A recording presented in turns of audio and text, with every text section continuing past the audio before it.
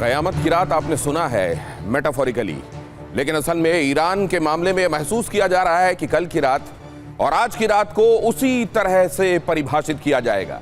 क्योंकि कल यह महसूस किया जा रहा था 72 घंटे कल की रात वैसा कुछ नहीं हुआ, तो क्या आज की रात वो रात है?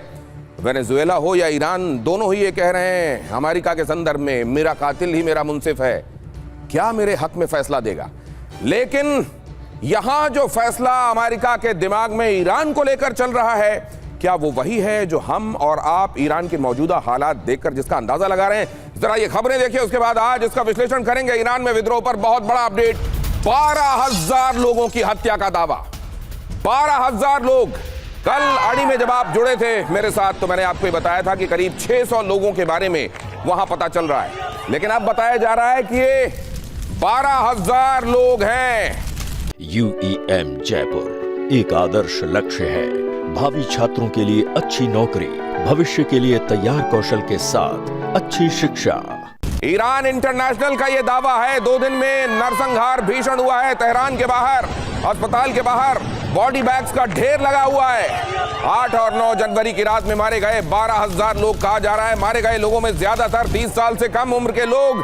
खामेनेई के आदेश पर ईरान में हुआ ये नरसंहार। ये कहा जा रहा है आयतुल्लाह अली खामेनेई ने यह आदेश दिया कि विद्रोहियों से निपटने का यही एक तरीका है।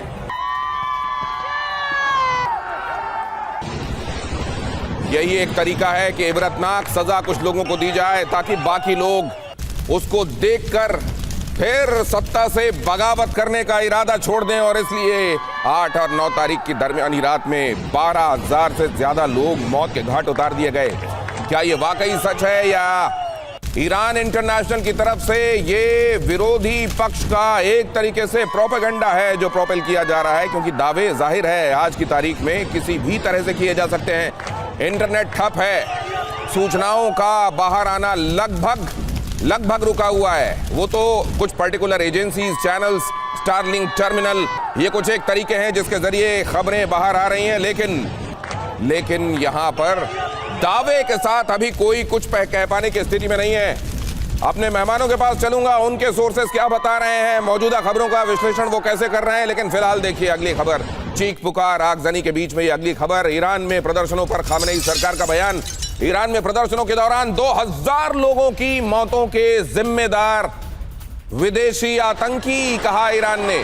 विदेशी आतंकियों ने ईरान में साजिश रची है। तो वहां का जो डिस्पेंसेशन है वो ये बताने में, वहां की जो सत्ता है वो ये बताने में लगी हुई है कि ये विदेशी आतंकवादियों ने, भाड़े के आतंकियों ने यहां आकर ये कहर बरपाया है और 2,000 लोगों को मौत के घाट उतारा है। क्या ये सच्चाई है या फिर सत्ता? क्योंकि हजार लोग मारे गए हैं, हजार लोग अभी भी सीखचों के पीछे हैं। सत्ता के खिलाफ गुस्सा जो और बढ़ता जा रहा है, क्या उसको कम करने के लिए विदेशी आतंकियों, काल्पनिक विदेशी आतंकियों की यह थ्योरी गढ़ी गई है या इसमें सच्चाई है? आगे मेहमानों के साथ इसका भी विश्लेषण आप देखिएगा जरूर। और आगे देखिए, ईरान के 28 शहरों में खूनी संघर्ष जारी। वैसे तो सारे 31 राज्यों में अब ये संघर्ष पहुंच चुका है, लेकिन जहां ये खूनी दिखाई दे रहा है, जहां ये इस वक्त भी आगजनी चल रही है, तोड़फोड़ चल रही है, वहां वो सूबे 28 सूबे हैं। खास तौर से प्रदर्शन जहां बहुत इंटेंस है। तेहरान में प्रदर्शनकारियों पर फायरिंग हुई है। प्रदर्शनकारियों के खिलाफ AK-47 का इस्तेमाल हुआ है। प्रदर्शनकारियों पर सुरक्षा बलों ने AK-47 से फायरिंग की है। मशीन गन से, AK-47 से फायरिंग की जा रही है विद्रोहियों को सप्रेस करने के लिए, उनके हौसले तोड़ने के लिए। लेकिन विद्रोही भी उतनी ही तादाद में बाहर निकलते आ रहे हैं। पहले यह समझा जा रहा था, खास तौर से गुरुवार और शुक्रवार को बीते हफ्ते यह महसूस किया जा रहा था कि शायद अब ये आंदोलन भी धीरे धीरे ठंडा पड़ जाएगा, खास तौर से खामेनेई के सामने आने के बाद, जुमे की नमाज के बाद और लोगों को एड्रेस करने के बाद। लेकिन हुआ उल्टा है, ये और बढ़ता गया है। और आज भी देखिए गोलियों की तड़तड़ाहट, आगजनी और ईरान की तस्वीरें।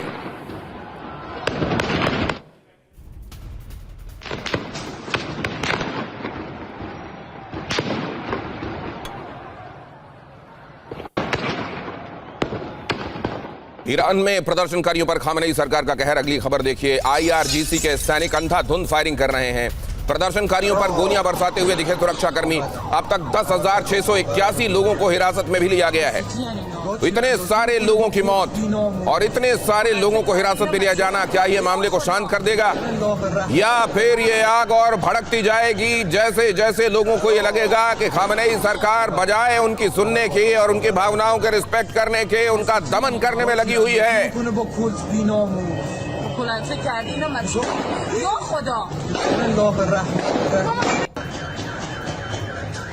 और प्रदर्शनों पर ईरान सरकार का दावा। अगली खबर देखिए, उपद्रवियों ने 350 मस्जिदों में लगाई आग, 350 मस्जिदों में आग लगा दी गई। अब्बास अरागची का यह कहना है, विदेश मंत्री ईरान के ये कह रहे हैं कि 350 मस्जिदों को आग के हवाले कर दिया गया। भाड़े के आतंकवादियों ने लोगों को मारा, 350 मस्जिदों को आग के हवाले कर दिया गया। क्या ये लोगों को भावनाओं के हिसाब से एकजुट करने के लिए और अपनी तरफ से कि हम हैं दमनकारी, अपने ऊपर से ये ध्यान भटकाने के लिए ऐसा बयान दिए जा रहे हैं, या इसी में सच्चाई है? 180 से ज्यादा एम्बुलेंसेस को तबाह किया गया, अरागची ने आरोप भी लगाया है। 350 मस्जिदों को, 180 एम्बुलेंस को तबाह किया गया, सैकड़ों सरकारी इमारतों को भारी नुकसान पहुंचा है, अब्बास अरागची का ऐसा कहना है। और यहां लोगों के बीच में यह फतवा भी जारी कर दिया गया है कि सरकारी संपत्ति की तोड़फोड़ को अल्लाह के खिलाफ युद्ध माना जाएगा और लोगों को सख्त सजा दी जाएगी।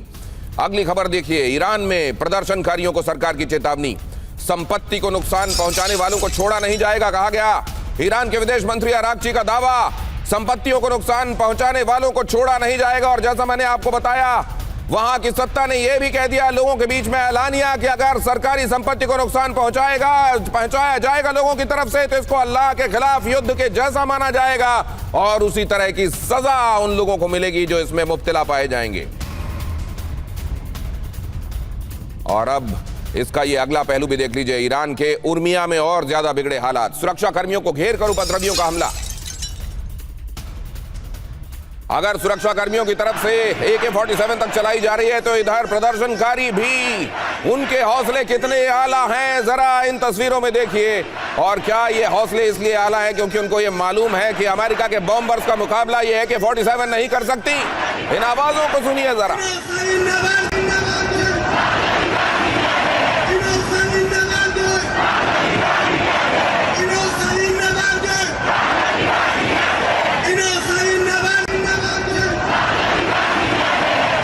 झड़प पर अमेरिकी दूतावास की चेतावनी, अमेरिकियों को फौरन ईरान छोड़ने का निर्देश। अमेरिकियों को एडवाइजरी जारी की गई है कि ईरान को फौरन छोड़ दिया जाए। तो क्या ये असल में अमेरिका की ईरान पर होने वाली कार्रवाई के पहले अमेरिकी नागरिकों की सुरक्षा के लिए उठाया जा रहा कदम है? क्या इससे ये स्थापित होता है कि आज की रात ईरान पर बहुत भारी पड़ने वाली है, खास तौर से आयतुल्लाह अली खामनेई पर? ईरान से जुड़ा ये अगला पहलू भी देखिए, ईरान के बाला शहर में सड़कों पर संग्राम, बैरिकेडिंग तोड़कर आगे बढ़े प्रदर्शनकारी, सरकारी दफ्तरों पर कब्जे का किया दावा। तेहरान ने फ्रांस, जर्मनी, इटली और ब्रिटेन के राजनयिकों को किया तलब, हिंसक प्रदर्शन को समर्थन देने का लगाया आरोप। कहा गया कि इन तमाम देशों के लोग हिंसक प्रदर्शनों को समर्थन दे रहे हैं। उन तमाम देशों के राजदूतों को तलब किया गया, कहा गया आप यहां सरकार विरोधी हिंसा को बढ़ावा दे रहे हैं और ये हमें गवारा नहीं होगा। आज के हालात, कल जैसी चर्चा चल रही थी और हमारे साथ मौजूद एक्सपर्ट्स ने, हालांकि वो एक्सपर्ट्स हमारे साथ अभी नहीं, लेकिन तब के एक्सपर्ट्स ने हमारे साथ जुड़ते हुए ये कहा था कि 72 घंटे ईरान पर बहुत भारी पड़ने वाले हैं। 24 घंटे बीते, क्या अगले 24 घंटे बहुत क्रूशियल हैं? क्या आज की रात खास तौर से कयामत की साबित हो सकती है ईरान के लिए? Operation midnight hammer, operation rising line जिसको इजराइल ने नाम दिया था, फिर वो ऑपरेशन मिडनाइट हैमर अमेरिका के लिए। आज ये क्या है? क्या राइजिंग लाइन जिनके झंडे पर था रजा पहलवी, उनके लिए राह मुकम्मल की जा रही है या दिमाग में कुछ और चल रहा है? ये सब भी बहुत अहम पहलू जिन पर हम अपने मेहमानों के साथ चर्चा करेंगे।